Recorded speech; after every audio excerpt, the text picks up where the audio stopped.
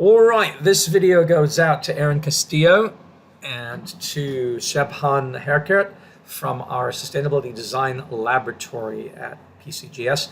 And it's an answer to questions that you raised both in class last Wednesday and in your own video exploration, Aaron.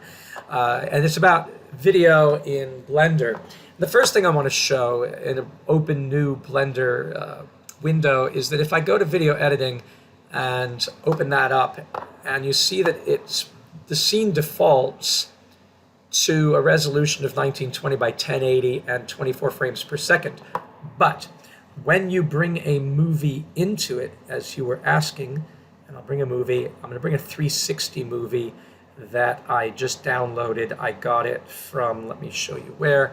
It's this one here. It is a 360. The attribution goes to Ivan Sarkonovich, and it's free download with attribution required here on Vecteezy. So this is a 360, and I've downloaded it. And now when I go into Blender and I open it up, you will see, it takes a few minutes to come in. There it is. You will see that it comes in and it changes the frame rate to 50 frames per second, which is what it is, but it didn't change the aspect ratio. So how do we know what the aspect ratio is? Well, you go to your file in your folder, there's mine right there, and you right click on properties, and properties come up, and you'll see the video, which is 709 megabytes, so it's pretty big. And then go to details, and you'll see the length is 25 seconds, the frame width is 496, the frame height is 2160 at 50 frames a second. So it did capture the 50 frames a second and automatically put that in, but here you'd have to do 496 by, and what was that? I'm supposed to keep that memorized, by 2160. So if you do that, now you have it at the right resolution. Then the question, how many frames is it? Well, at a frame rate of 50 frames per second and 25 seconds, you can say, all right, if I multiply 25 seconds by 5 frames per second, I'd have 125, but it's 50 frames, so it's 1,250.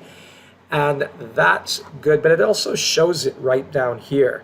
When the clip is brought in, you can see when you stretch it way out that there is information, and there it is, 1251.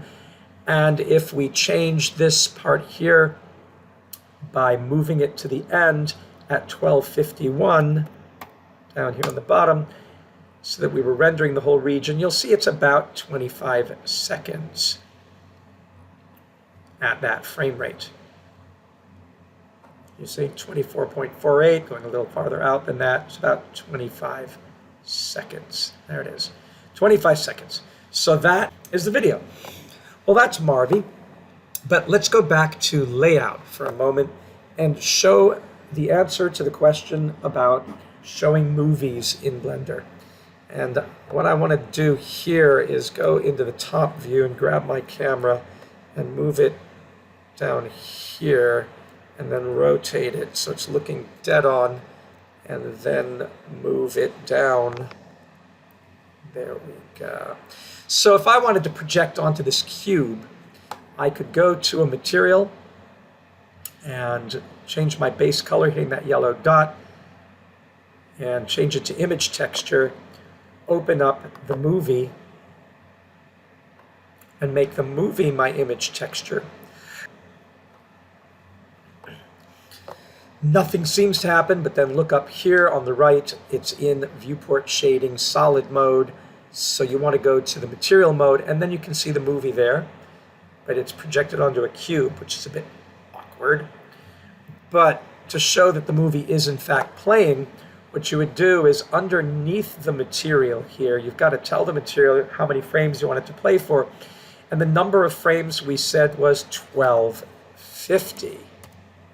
Right? And we calculated that either by looking at the video editing, which now, because it's such a huge file, It's going to take me time. So we saw that it was 1250 frames right there for 25 seconds, or you just do that calculation, which is 25 seconds of length times 50 frames per second. You'd come up with it that way. You have a lot of different ways to do it, but that's the number of frames. So I'm going to lift this timeline up here, tell it's got 1250 frames, and then when I hit play, nothing happens. Why does nothing happen? Because I need to put it on auto refresh. Click on that and wait, because it's a massive file. And then when you hit it, there's the movie playing. So that whole video is playing over the cube. Now, normally we do not play cubes. There's what the camera sees. So what if I delete the cube and instead add a plane, because that's a movie screen. And then let's rotate that in X so it faces the camera, and let's scale it in X and scale it SY in Y and move it down. So now if I was looking at that plane, play a movie on it. So I do the same thing. I make a new material, I go to base color, I go to image texture, I choose the movie as my image texture out of my downloads folder, and then open the image, and there it is. And of course when I hit play, ain't nothing happening. Let's look through the camera lens. Oops. Nothing happening. Why is nothing happening? Once again, I need to set under the materials. I need to select my plane and select under there and make sure it's 1250 frames. Start frame is 1 and go to auto refresh. And then it will play the movie. It's a 360 movie, which is cool. Now, if I did not hit auto refresh, then what would happen when I play it is nothing would move at all. So you've got to be on auto refresh. And then and only then will your movie play.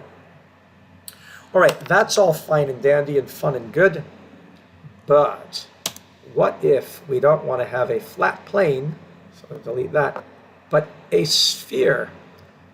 So I'm going to add mesh a UV sphere and make it super big so that the camera is inside the sphere.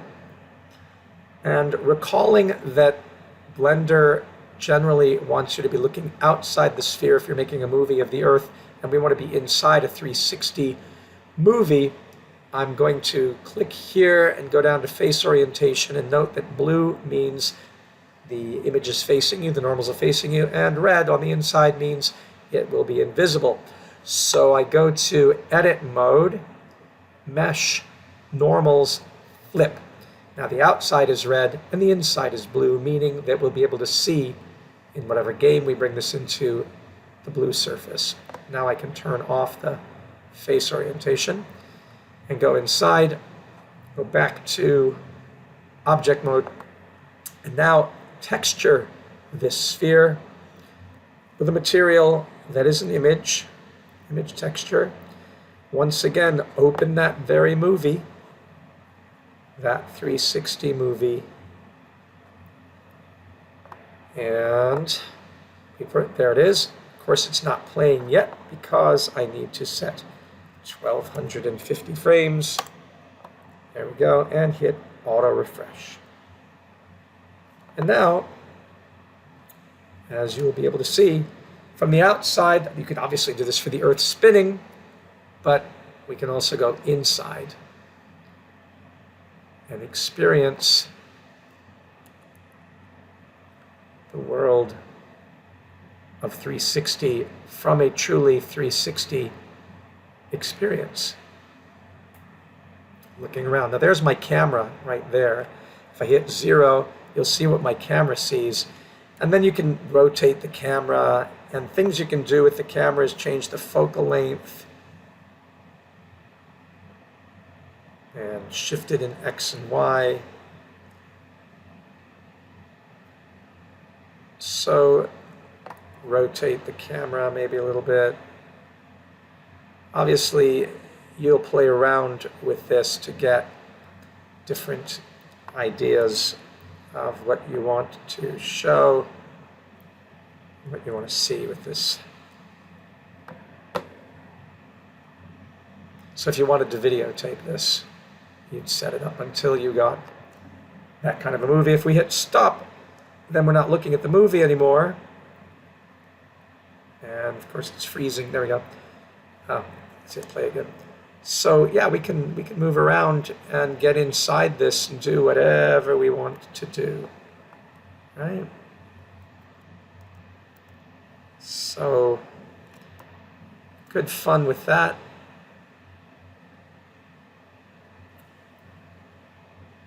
And the only other thing we looked at in class the other day was whether or not any 3D objects we brought in, like let's say I bring in a cube, will show up in video. And I said that we should call one scene the 3D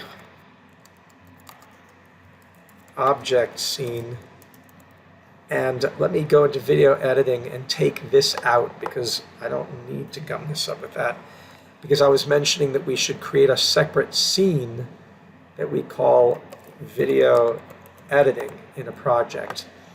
And then when we go back to our 3D object scene and go to layout for that, if we bring in here,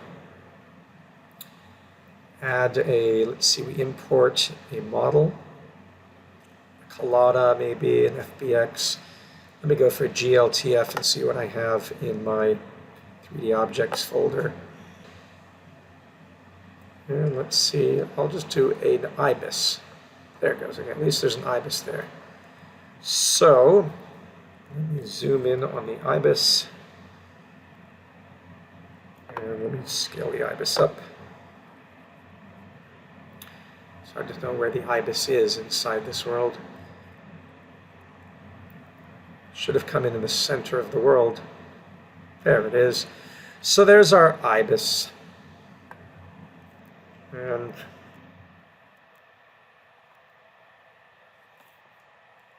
our ibis is in the world. Let's bring in one more object.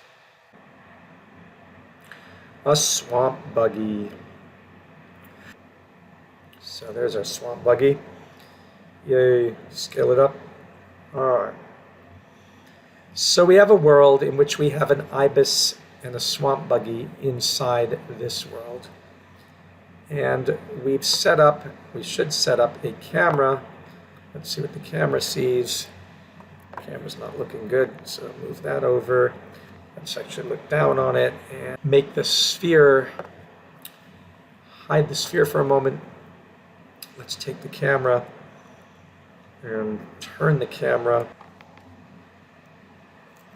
Tilt it up, see what the camera sees. Again, we have this issue with clipping, so let's go to view. And I always mentioned make the clipping as big as you possibly can. And then set minor clipping. Okay, so we have the ibis there. Oh, the ibis is coming apart. Yikes, okay. It's a massive ibis. And let's move our camera to take in both the swamp buggy and the ibis.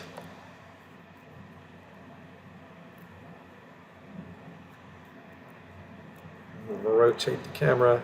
There we go. All right, so that's what the camera sees. Turn back on the sphere, and they're in the world. All right, that's super wonderful. Save that as ibis buggy. There's a buggy ibis. All right, now that we've got that going, wait for it to save. So this should start playing. Yep. And that's what our camera would see going around there. Now, what I mentioned is when we go to our video scene now and go to video editing and we're putting together a scene, we can obviously come into the video editing scene and add a image. Oh yeah, the metro station. So there's a 360 that I took in Medellin. So let's make this a little longer. Also, let's make this video much, much longer. Let's end it at about 1,000. There we go. And I could be doing this thing where I start out with this image, and maybe I add another image. Vera's Place. Okay, there's Vera's Place. Stretch it out. All right, so we've got these two images, and we say, all right, great, we've got 360 I took in Colombia. The video then goes to Vera's Place. And then what about that scene? So you go add scene, 3D object scene. And there it is. And that's what our camera is supposed to see. Well, that's what's supposed to render. Let's check it out by doing render image. So somehow the render is looking, oh, there it is. So when we go back to our video editing scene and go to video editing, we need to make this, what was it? It was 4960 by 2096. Right? There you go. So there's our whole scene there. You're saying, okay, but why is it black and white? Well, it's black and white because it's not rendered. If you actually went and rendered the video, and it does take time because it's a massive, massive file, eventually it should come through. Here we go. It's doing it. It's just doing it really slowly. There it is. So that's that frame. And so the background does show up, although it doesn't show up here to save memory. Here, yeah, it is on auto refresh. So technically it should play the movie and render each of those frames when we're looking at what the camera sees here. But because it's so big a file, we're not going to have a good time with it. However, that is, and you wouldn't see it anyway in the background until you actually move to the end of it. So I can show you this by rendering just that image. There we are. So it has changed the movement. So wherever you happen to render the frame is where you're going to see the background render. If you want to do the whole movie, you do render animation, and it does everything there, like watching paint dry. There it is. As you can see, different image in the background. There's the tree. So we are able to play the movie behind it. It just will not show up on the screen until we hit render. Okay. Hope that's helpful, and catch you guys in class.